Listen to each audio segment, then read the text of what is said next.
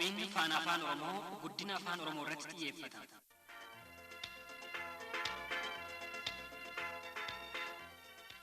Yaadaa fi gaafiiwwan caqastootaa dhiyeessa. Jechoota irraanfatamaniif dagataman yaadachiisa. Kan naannoo tokkoo walirraa baranna. Afaan Oromoo ittiin gabbifanna. Kan waaltessamanis kan moggaafamanis irratti mari'anna. Hayyoota afaanis keessatti hirmaachifna. Walumaa galatti afaan Oromootiif ittiin faana dhoofna.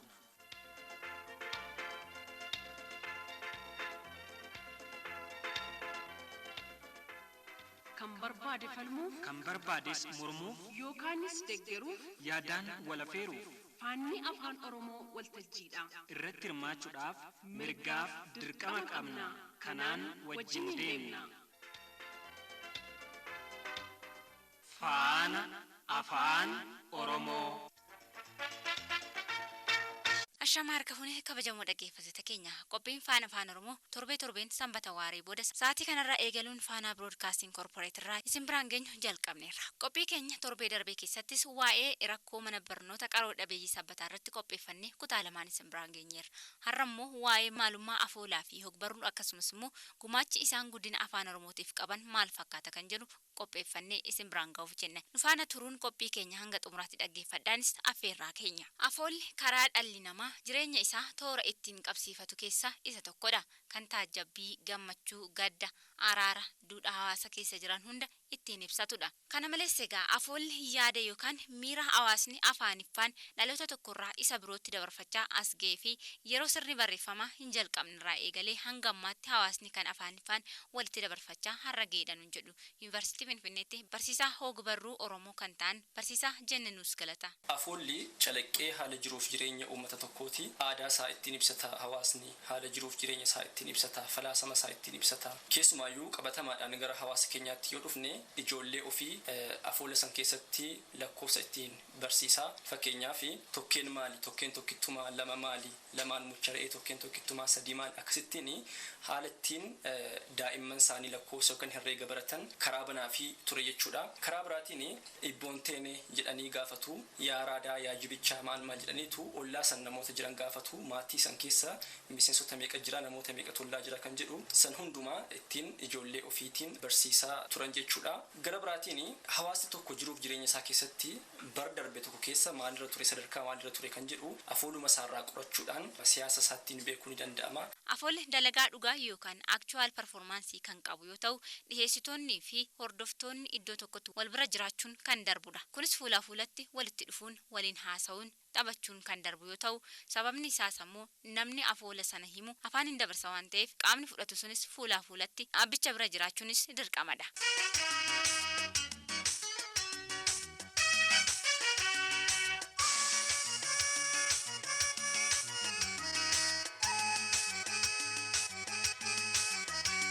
Afoolli qabeenyummaan isaa kan uummataati yookaanis kan saba tokkooti. Akka fakkeenyaatti fudhachuudhaaf afoola uummata Oromoo yoo jennu kan namni tokko ittiin waamamu osoo hin taane kan uummanni Oromoo marti ittiin yaamamudha. Afoola keessattis afoololoowwan garaagaraatu jiru bifa walalootiin yookaanis ammoo bifa durduriitiin mammaaksaan hibboo fi raaggamtaawwanis isaan muraasadha. Gama biraatiin immoo afoolli bu'uura hogbarruuti jedhama. Yeroo sirni barreeffamaa hin jirretti uummanni afoola fayyadamuun eega barreeffamni dhufeen booda afoola kanarratti kalaqa hawaasa keessa jiru hunda bu'uureeffachuudhaan bifa barreeffamaatiin kaawwachuun kan dhufe achirraati jechuudha. Afaan kuni ogbarruudhaaf bu'uura ta'eetu kan inni mul'atu. Kana jechuun hawaasti yeroo barreeffama jalqabu ogbarruuwwan garaagaraa yeroo barreessu jalqabu lafumaa ka'eetu duwwaarraa ka'ee barreessu jalqabe toon ta'ini bu'uura kan inni godhate afaan sana yookaan afoola duraan ture sanadha jechuudha. Ogbarruun bu'uurri isaa afoola ta'e kunis immoo yaadrimee jecha latii literature jedhurraa kan dhufe yoo ta'u as keessatti immoo literaa jechuun barreessuu yoo ta'u nature jechuun immoo kalaqa yookaan kalaqa uumama keessa jiru jechuudha. Kanaafis akka waliigalaatti egaa ogbarruun ogummaa barreeffama kalaqaati jedhama. Hayyoonni garaagaraa immoo hiika ogbarruu kana bifa lamaan kaa'u yookaanis ilaalanii lafa kaa'anii turani. Isaanis egaa ogbarruun barreeffama kamiyyuu kan dhuunfatu warreen jedhanii fi isaan kun ammoo warreen ogbarruun barreeffama kalaqaa barreessitoonni uumamaa fi hawaasa keessa jiran irratti kan barreessanidha kan jedhan immoo Yuunivarsiitii Finfinneetti barsiisaa ogbarruu fi fookularii barsiisaa Qulqulluu Ijoo. Hiikni ogbarruu achii dhufteensaa dur akkamitti ibsamaa ture hayyuuwwan ogbarruu adda addaatiin ogbarruun akka wantoota barreeffamee jiru maraatti Hayyuuwwan kaan immoo ogbarruu akka ogummaa barreeffamaa ta'ee kalaqa kan of keessaa qabu haala sanaan ibsu. As keessatti kan irraanfatame hiika ogbarruu kana keessatti maalidha? Afoolatti irraanfatame jechuudha. Ogbarruu akka waan barreeffamee jiru maraatti yookiin immoo akka kalaqa barreeffamaan jirutti yoo ibsanii afoollis ogbarruudha. Kalaqa afaaniin kalaqameedha. Afaaniin dhalootarraa dhalootatti darbaa turedha. Haala jiruuf jireenya keessa hawaasni itti wal bashannansiisaa, itti wal barsiisudha. Kanaafuu innis ogbarruudha jechuudha. Ogbarruun ogummaa barreeffama kamiyyuu ta'uu danda'ullee ogummaa bu'uura godhatee kan ijaaramee fi barreeffamni ogummaan kan miidhage jechoota filatamuu bu'uureffachiisuun uummata bashannansiisuun kan barsiisudha jedhu barsiisaa Jineenii fi barsiisaa Qulqulluu Ijoo. Ogbarruu yeroo jennu afaan Oromootiin ogummaa barreeffamaa jechuu keenyadha. Barreeffama kamiyyuu ta'uu danda'a garuu ogummaa bu'uura godhatee kan ijaarame jechuudha. Kanaaf egaa ogummaan kun maali kan jedhuuf deebisuun baay'ee barbaachisaadha. Barreeffamni barreeffamu tokko ogummaadhaan dhangi'amee yookaan ogummaadhaan miidhagee barreeffama yeroo jennu tokkoffaa barreessaan suni filannoo jechootaa gargaaramuudhaan kan inni barreessu akkuma barreeffamoota kaanii calliseetuma jechisatti tole filatee barreessatu hin ta'in jechoota ogbarruuf ta'an jechoota ogbarruu kana galmaan ga'uu danda'an filatee akka barbaachisummaa isaatti itti gargaaramuu danda'a jechuudha. Jechootni kuni jechoota hiika kallattii qaban ta'uu danda'u, jechoota hiika dachaa qaban ta'uu danda'u, looga garaagaraa jechuun bakkeewwan garaagaraatti haala garaagaraan kan waamaman ta'uu danda'u, kan hiika garaagaraa kan qaban ta'uu danda'u. Jechootni nuufamoo yookaan jechootni dur turan yeroo ammaa kana garuu kan dagatamaa deeman yookaan immoo kan nuufamaa deeman ta'uu danda'u. Jechootni uumamanis jiru. Fakkeenyaaf barreessaan sun ofuma isaatii fi jecha tokko bu'uura godhatee jecha sanarraa ka'ee jecha biraa uumeetti gargaaramuu danda'a. Akkasumallee jechootni ogummaa wajjin wal qabatan jiru. Ogummaa fayyaa wajjin ta'uu danda'a. Ogummaa naannoo barnootaatti ta'uu danda'a. Ogummaa wajjin kan wal qabatan jechootni garaagaraa jiru. Jechootni ammayyaa garaagaraa jiru. Egaa jechoota kana keessaa kan yaada isaa sana isaaf ibsanii filateetu barreessaan gargaarama jechuudha. Filannoon jechootaa baay'ee murteessaadha. Gara biraatiin ogummaa sadoommiiwwan garaagaraa gargaaramuuti. Sadoommii yeroo jennu wanti barreeffamu sun miidhagina akka qabaatu dubbisaan sammuunsaa otoo gammaduu ergaa sana simachuu akka danda'uu fi sadoommiiwwan garaagaraatti fayyadamuu danda'a. Raajeffannoon garaagaraa achi keessa jiraachuu danda'a. Soobdugni yookaan immoo mitiheen jiraachuu danda'a. Fakkoommiiwwan garaagaraa jiraachuu danda'u. Namooma gargaaramuu danda'a. Bakka buusuudhaan dhimma isa tokko bakka buusuudhaan gargaaramuu danda'a. Kanaaf barreessaan suni sadoommiiwwan garaagaraa fayyadamee yeroo barreessu ogummaa sanaan gargaarameetu jechuudha. Karaa biraatiin ergaa fi bifa ergaan sun ittiin ijaaramee darbu sana wal simsiisuudhaan barreessaan barreessa. Kanaaf ogummaan jirti jechuudha. Barreeffamumti barreeffama wanta ta'eef hundumtuu ogbarruudha ta'uu hin ta'in barreeffama san duuba ogummaan ittiin ijaaramte sun wanta jirtuu fi literature kalaqa barreeffamaa kan jedhudha. Hiikni isaa sana wal qabata. Bu'uurri isaa maalidha? Barreeffama irratti kan hundaa'edha. Kanaafuu hiikni ogbarruu achii dhufteensaa dur akkamitti ibsamaa ture hayyuuwwan ogbarruu adda addaatiin ogbarruun akka wantoota barreeffamee jiru maraatti. Hayyuuwwan kaan immoo ogbarruu akka ogummaa barreeffamaa ta'ee kalaqa kan of keessaa qabu haala sanaan ibsu. Dabalataanis ogbarruun ogummaa barreeffamaas ta'e afoolaa kan of keessaa qabaatudha kan jedhamu Yuunivarsiitii Finfinneetti barataa muummee afaan Oromoo ogbarruu fi fookularii kan ta'e Hambaansan Guddisaa fi barsiisaa Qulqulluu Ijoo. Wanta barreeffamu qofa kan of keessatti qabatu miti. Ogbarruu walumaa galatti wanta barreeffamee fi afaan dhalootaa dhalootatti darbuu danda'u jechuudha. Yaadrimeen ogbarruu jedhamu akka waliigalaatti lachuu hammata jechuudha. Ogbarruu barreeffamaa sin hammata. Ogbarruu afooleen jirus afoolas of keessatti hammata jechuudha. Ogbarruu fi afoolli guddinaa fi dagaagina afaan hawaasa tokko kan ibsudha. Aadaa, seenaa akkasumas jijjiirama uummata san keessa jiru guddisuuf qooda qaba. Gumaachi ogbarruu fi afoolli Oromoo afaan Oromootiif qabu yoo ilaallammoo afoolli keenya guddachuun seenaa sabichaa fi afaan kun akka babal'achaa deemu godha. Ogbarruu keessatti safuu, seenaa fi aadaan hawaasichaa akka bal'atu kan taasisuu fi dhaloota dhalootatti yoo darbu hidda isaa dagaagfachuun afaanichi akka babal'atu taasisuu beeksisuufillee gahee olaanaa qaba. Kana malees afoolli yoo jiraate hogbarruun jireenya hawaasa keessatti lubbuu horan yoo jiraatan bu'uura qaroomina afaanii ta'uun afaanichi addunyaan akka beekamu taasisa. Gaabroon immoo afoolaa fi hogbarruu keenya kana madda barumsaa godhuun itti fayyadamuun falaasama hawaasa Oromoo beeksisuuf humna qaba. Kanatu addunyaatti nu beeksisaa jira jedhu barsiisaa Qulqulluu Ijoo. Qabiyyee barumsaa godhanii irraa barsiisuun ni danda'ama. Falaasama guddaa of keessaa qaba waan ta'eef afoolli falaasama hawaasichaa of keessaa qaba waan ta'eef faayidaa guddaa qaba jechuudha. Falaasama uummata Oromoo argachuudhaaf afoola isaa qo'achuun barbaachisaadha. Seenaa uummata Oromoo hubachuudhaaf afoola isaa qo'achuun barbaachisaadha. Humna qabas afoolli Oromoo mammaaksa isaa of dhabne humna guddaa akka qabu hayyuuwwan ogbarruu hedduun ragaa baaniiru. Fakkeenyaaf Profeesar Claude Seminar Oromoo Wisdom Literature jedhee waa hedduu irratti hojjetee jira. Weedduuwwan Oromoo irratti mammaaksa Oromoo adda addaa irratti wisdom jechuun beekumsa olii beekumsa guddaa kan ta'edha.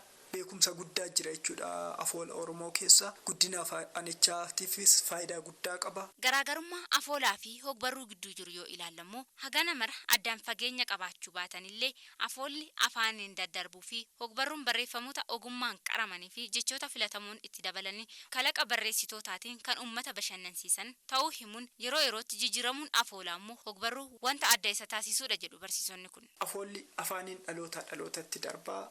Yeroo dhalootatti afaaniin darbu kana jijjiiramuu danda'a. Halleenyi isaa haala dura ture irraa fooyya'ee dhiyaachuu danda'a. Itti dabalamuu danda'a, irraa hir'achuu danda'a. Qabiyyeen isaas akkasuma itti dabalamuu danda'a, irraa hir'achuu danda'a. Lammaffaa yerootti ni fooyya'a. Itti dabalama irraa hir'ata. Naannoorraa naannootti garaagarummaa qabaata. Kan biraa afoolli bu'uura jireenya dhugaa irratti hundaa'edha. Qabiyyeen isaa aadaadha. Qabiyyeen isaa jiruuf jireenya hawaasichaati. Barreeffamni ogbarruun barreeffamaa garuu kalaqanii yaada ofii keessaa barreessan sammuu isaa keessaa kalaqee addunyaa hin jirre uumee dhugaa hawaasaa bu'uureffatee barreessuu danda'a. Afoolli garuu dhugaadhuma jiru sana keessaa bifa kalaqaatiin maddee kan dhiyaatedha. Afoolli kuni amala isaatiin ogbarruurraa garaagarummaa ni qabaata. Inni tokko ogafaan afaaniin dhalootarraa dhalootatti kan darbaa dhufee fi ammas darbaa kan jiru umurii dheeraa kan qabu kan ogummaa barreeffamaatiin dura turedha jechuudha. Qabeenyummaan isaa kan uummataati yookaan immoo kan sabaati. Ogbarruun yookaan immoo inni barreeffamaan jiru immoo isa kanarraati karaa garaagaraatiin adda ta'uu danda'a. Barreeffamni suni galmaa'eetu kaa'ama. Yeroo galmaa'ee kaa'amu kana dubbisaan bakka garaagaraa taa'ee wanta sana dubbisuu danda'a. Fuulaa fuulatti akka sana wal bira jiraachuun barbaachisaa miti. Jijjiiramummaan isaallee wal bira qabamee yoo ilaalamu kan isa duraa wajjin kan walitti dhufu miti. Maaliif inni kun galmaa'eetu ta'a waan ta'eef akka afoolaatti bakkaa bakkatti garaagarummaa qabaachuu danda'u. Afoolaa fi hogbarruu kana bifa adda addaatiin uummataaf dhiyeessuun yookaanis immoo waliin dubbii hawaasaa fi mana keessatti taasifamuun manguddoonni fi hawaasni bal'aan gahee olaanaa baachaa turaniiru. Haa ta'u malee immoo afoolli hanga ammaatti guddachaa dhufe kun yeroo ammaa immoo haala nama sodaachisurra jira. Sababni isaas walitti hidhamiinsa teknooloojii fayyada jechuudhaan kaasu barsiisaa jennanus. Aga har'aatti afoola kana asiin ga'uu keessatti uummati hundumtuu ga'ee isaa baachaa ture. Keessumaayyuu maanguddootni umuriidhaan turanii afoola kana tursuu dhalootatti dabarsuu keessatti gahee guddaa taphachaadha kan isaan turanii. Amma garuu afoolli kuni bakkee garaagaraatti haala dagatamee jireenyi isaa sodaachisaa ga'eerra kan inni jiru. Kuni wantoota hedduu wajjii wal qabata. Barattootni mana barumsaa galan teknooloojii wajjii walitti hidhatu wantooti garaagaraa jira. Isa durii sanis afoolaan jiru sanii dagachaa deemaarra wanta jiran natti fakkaata. Kutaan tokkoffaan qophii maalummaa fi gahee afoolaa fi ogbarruun Oromoo afaan Oromoo guddisuuf qabu irratti kan xiyyeeffate asumarratti xumura. Torban mata duree makan irratti kutaa kan birootiin isiniif dhiyeessina. Amma gara kutaa lammaffaa qophii afaan Oromoo keenyatti darbuuf sirba tokko isin affeerree walitti deebina.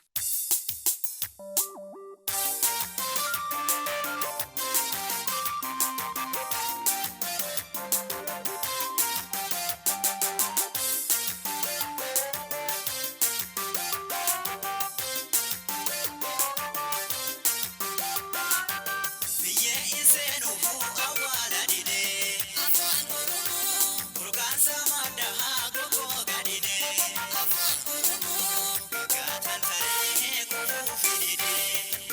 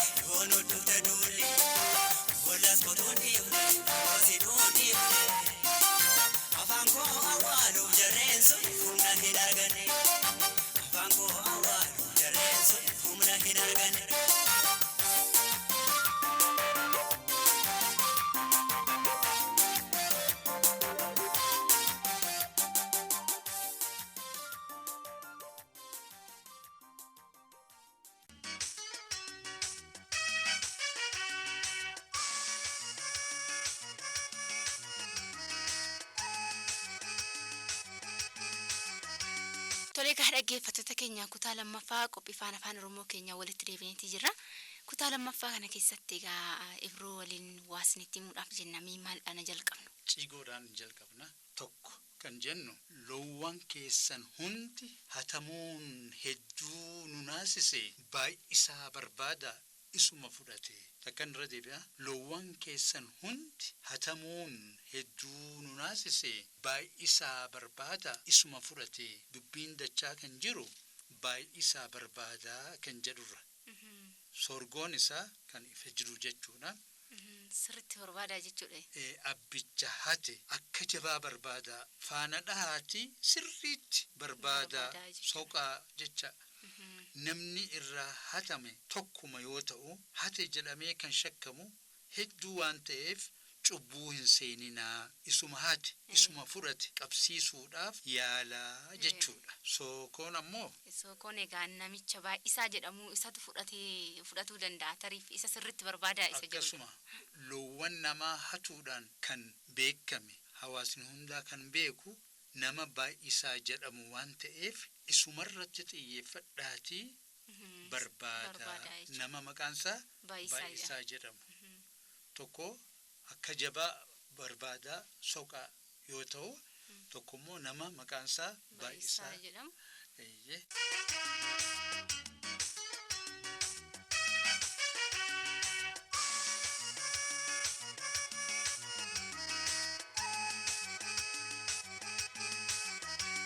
Kan itti aanu ammoo jiraachuu irra wayya akkuma taateefittuu sissiiqaa goobana ja'an makmaaksattu. Takkan irra deebi'a. Jiraachuu irra wayya akkuma taateefittuu sissiiqaa goobana jedhan makmaaksattu. Dubbiin dachaa kan jiru sissiiqaa goobanaa kan jedhurra. Sorgoon isaa sissiiqaa goobana kan jedhu mammaaksa beekame kun. Mammaaksa kana jechuun ifatti yoo ilaallu baatiin yoo dhalattee xiqqoodha. Hoggaa dura dhalatu xiqqoodha. Yoo kaan qalloodha. Haalaan qalloodha jechaadha. Egaa bubbulaa guddachaa deemti jechuudha. Yoo carraaqanii hojjetan waan barbaadan sun argatanii jechaadha. Suutuma suutaan namaaf dabraa jechuudha. Kun guddina wajjin wal qabata. Yoo carraaqxee yoo jabaattee obsitee hojjette guddinatti ni baataa jechuudha. Ciigoon lameen irraa qabannee kanuma ciigoo kana tan nuuf gumaatte caaltuu caalaa jedhamti Bishooftuurraa guddaa galateeffannaa. Torbanillee akkanumatti 2 dhiyeessinee jirra. 4 kan amma ammaatti nu gumaatte.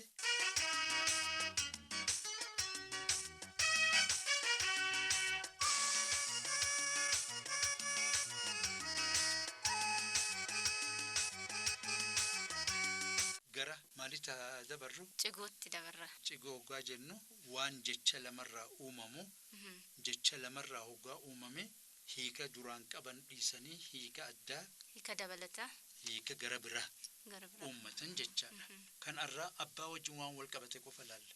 Abbaa yoo jennu gaa akka hedduudhaanii naannawa adda addaatti beekama. Jimmatti hoggaa abbaa abaluu jedhan adeemsa of danda'ee qaba. Haala ofiiti qaba. Abbaa hoggaa jennu yoo waa irratti dabalame yookaan abba hoggaa jennu tokko irraa hambisne gabaabsine hiika of danda'ee qaba. Arra abbaadhuma wajjin waan wal qabatu laalla. Abbaa gadaa kan jedhu kana sababa malee miti kan kaasneef. Abbaa gadaa akka jecha tokkotti hoggaa barreessunuu fi akka jecha lamaatti hoggaa barreessinu hiika addaati qaba. Kanaaf hoggaa barreessinu amma fakkeenyaaf abbaa gadaa akka maqaa tokkotti yoo deemnu hogganaa gadaa jechuudha. Kan sirna bulchiinsa gadaa jechaadha. Kana jechuun kan aangoon mootummaa itti bulchu kennameef jechaadha. Bulchaa sirna gadaa jechuudha. Abbaa bokuu aangoo mootummaa kan itti qabatu jecha. Abbaa gadaa akka jecha tokkotti hoggaa deemnu. Abbaa gadaa jennee yoo gadaa kana akka maqaa namaatti fudhanne abbaa gadaa yoo jenne maal jechuudha? Namtichi ilma gadaa jedhamu qabu maqaa isaatiif waamu jechuudha. Akkasi. Kanaaf hiikni isaanii adda jechaadha. Hoggaa abbaa gadaa jennee gadaa akka maqaatti hoggaa barreessine. Kan biroo abbaa warraa haadha warraa kan jedhullee wajjin deemuu dandeenya. Abbaa warraa hoggaa jennu mataa warra hangafa yookaan jalqaba warraa jechuudha. qe'ee tokkootis ta'uu danda'a. Kanuma wajjin wal qabatee kan deemu abbaa manaatii fi haadha manaa kan jedhu. Amma namoonni baay'een bakka abbaa warraa kana haadha manaatii fi abbaa manaa haadha manaa jedhan. Garuu kun haadhaan garaagarummaa qaba. Abbaa manaa yoo jennu qabeenya wajjin wal qabata. Manni qabeenya abbaa qabeenya kanaa jechuu abbummaa mul'isa. Haadha manaatis hoggaa jennu abbummaadha mul'isa. Haadha qabeenya manaa kanaa jechuu hoggaa mana jennu qabeenya manaa sun wajjin wal qabatee deemaati. Namoonni baay'een amma abbaa manaa jedhan abbaa warraatiin kun qajeelfamuu qaba. Yookaan afaan kana akka hin taanetti itti deemnaa jecha dhaamsa sirrii walirraa argachuu akka dandeenyuuf waan kana adda baasuun. Adda baasanii akka namaa galuutti illee haasa'uun yookaan immoo kan namni hundi jedhe abbaan tokko kaasaniituma haasa'uu otoo hin taane gadi fageenyaan hubachuun akka nama barbaachisuudha asirraa kan hubannu jechaadha. Kan biroo abbaa alangaa yoo jennu akkamiin beektu? Abbaa alangaa jechuun egaa nama waajjira bakka hawaasummaa yookaan hawaasaa bakka bu'e kan waa'ee seeraa dubbatu yookaan gaafatu. Seera dabee gaafatamuu fi gaafatu jechaadha. Amma nam tokko alangaa jedhan akka xiilaa warri jedhu sun jira. Harkatti qabatanii isa deemus. Garaafassan. Abbaa sunii fakkaata hoggaa ilaalan. Garuu akka waliigalaatti hoggaa ilaalle akka ammaati keessa kanatti kan itti aanu abbaa dhangaati. Abbaa dhangaa yoo jennu nama dhangaa qopheessu yookaan mana nyaataatti itti gaafatamummaa kan qabu jechuudha. Nyaata san tolchuudhaaf. Abbaa dhangaa jechuun abbaa dhangaa sunii odoo hin taane itti gaafatamaa jechaadha. Bakka dhangaan itti hojjetamu sunitti. Maaliif dhangaa yoo jennu nyaata adda addaa waa baay'eedha of keessaa qaba. Kanaaf kan qopheessus abbaa dhangaa jedhama. Kan achittis itti gaafatamummaa qabulleen abbaa dhangaa jedhama. Abbaa dhugaa. Abbaa dhugaa jechuun egaa akkuma beekamu waaqa kan dhugaa qabu yookaan dhala ofii taanaan abbaa dhale dhugaa jedhamutti yoo barreessinu adda baasuu barbaachisaa jechuudha. Amma kana abbaa dhugaa hoggaa jennu akka jecha tokkotti hoggaa dhufanne waaquma jechuudha. Kan dhugaa qabu jechuudha. Waaqa hoggaa jennu abbaan dhugaa isa hoggaa jennu ilmi namaa inuma soba jechaadha. Xiqqaatus guddatus kan hin sobne waaquma tokkichaa jechuudhaa fi abbaa dhugaa kan jedhan kan dhugaa qabu ammaas hoggaa jennu nam lama yoo wal dhabe kan dhugaa qabu tokkuma ta'a. Abbaa dhugaa. Nam lama wal falmanis dhugaan bakkuma takka jirti jecha. Dhugaan kun immoo maqaa yoo ta'e abbaa dhugaa yoo jennu abbaa ilma dhugaa jedhamu qaba jechuudha. Namtichi abbaa dhugaa jedhamee waamamu kun. Kanaaf adda baasuun nurra jira jechaadha. Abbaa duulaati. Abbaa duulaa jechuun egaa qondaala duula hoogganu yookaan immoo kan waraana dirree waraanaatti kan duula hoogganu jechuudha. Sirrii. Abbaa duulaa hoggaa jennu qondaala duulaa kan duula sun hoogganu jechaadha. Dhala namaa yoo ta'e ammoo nama duulaa jedhamu yoo an qabaadhe sanuu yoo hangafa ta'e egaa naannoo hundatti miti. Akka naannoo tokkotti yoo dubartiin dura jiraatte illee beektaa dubartiin sun hin waaman. Dhiirri 5ffaa ta'us 7ffaa ta'us isaan waaman abbaa abaluu jedhanii. Haatillee maal jette beektaa yoo ati maqaa malee waamte hambara haadha dhiiraati siin jetti.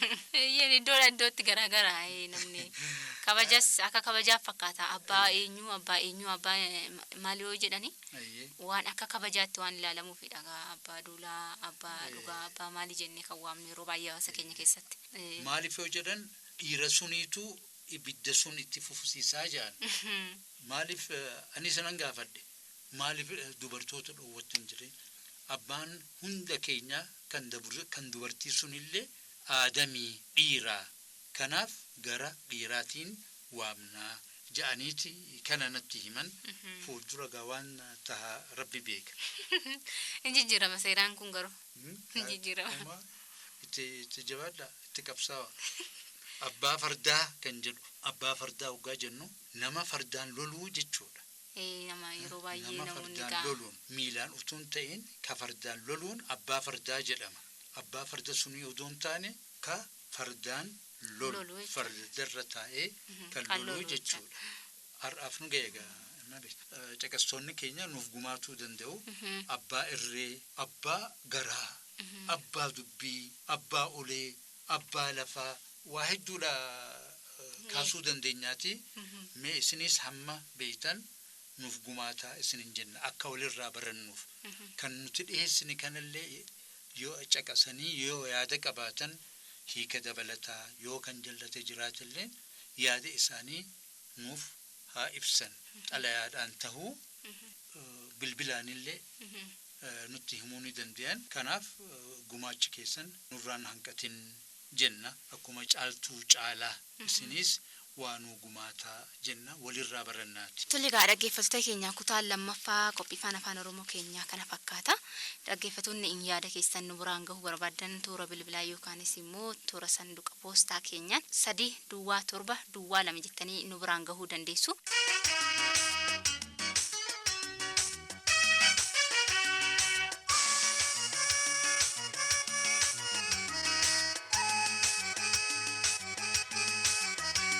Toligaa kabajamoo dhaggeeffattoota keenya qophii faana afaan Oromoo keenyaarraa kana fakkaata ture. Qopheessinee isinii dhiyeessuudhaan Mabeet Tashoomee fi Ibraahim Haaji Alii ture. Torbee walitti deebina horaa bulaa.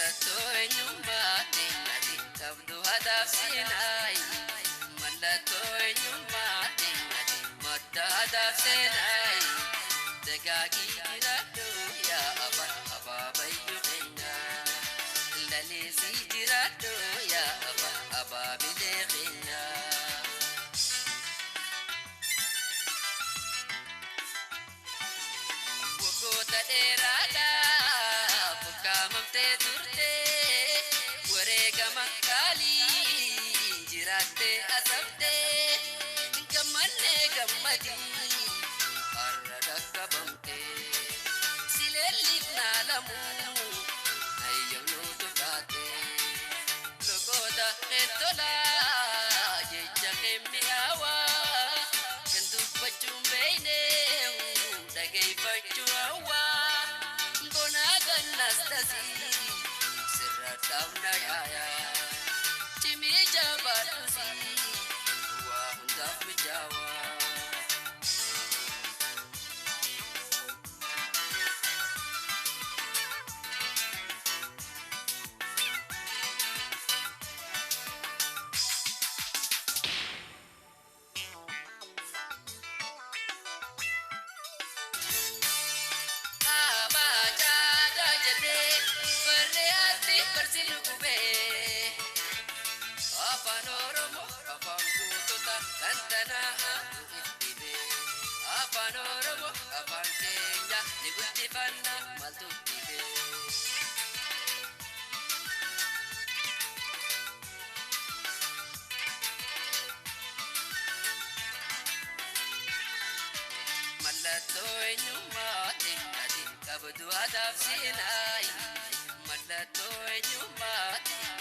Madda